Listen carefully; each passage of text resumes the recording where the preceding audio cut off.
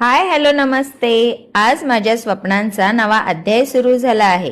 हे आहे माझे रेंटलचे घर आणि आज माझ्या नवीन घराचा गृहप्रवेश आहे. चला तर मग माझा नवीन फ्लॅट आणि इथे आम्ही आलो आहोत गृहप्रवेशाच्या पूर्वतयारीसाठी. माझ्या फ्लॅटचं छोटंसं अंगण आणि इथे मी आता मस्तपैकी रांगोळी काढणार आहे.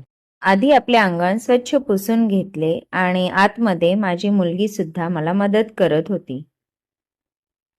इथे तुम्ही बघू शकता मी थोडी रांगोळीची तयारी केली आहे. मला काही एवढी खास रांगोळी जमत नाही, पण त्यातल्या त्यात मी थोडंसं डेकोरेशनसाठी हे दिवे पण आणले होते आणि थोडीशी फुलांची सजावट करून माझी रांगोळी पूर्ण केली. त्यानंतर असतं आपलं उंबरठा पूजन. उंबरठा पूजनासाठी मी काही वस्तू आणल्या आहेत, तर त्या तुम्ही बघू शकता की हळद घ्यायची आहे. त्यानंतर हे आहे गोमूत्र आणि हे गुलाबजल आणि चंदन या सर्वांना एकत्रित करून त्याला उंबरठ्याला लेपन करायचं आहे.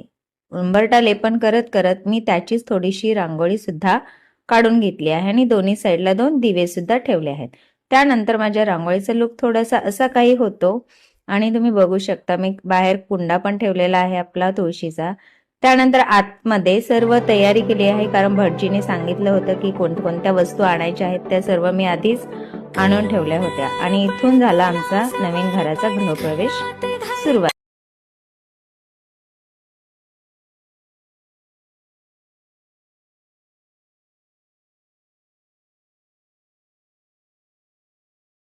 आणि काही आमची थोडीशी फ्रेंड्स वगैरे आमच्या सोबत आले होते, कारण आम्ही शॉर्टकटमध्ये ही पूजा केल्यामुळे आम्ही कोणाला जास्त बोलवण्यात आले नव्हते. हा त्यांचा छोटासा बाबू आहे आणि इथे सगळ्या माझ्या या फ्रेंड्स बसलेल्या आहेत. त्या पद्धतीने आम्ही अगदी साध्या पद्धतीने आमची आजची पूजा केलेली आहे आणि या 2 माझ्या फ्रेंड्स आहेत. सो मला करायचे आहे माझ्या घराच्या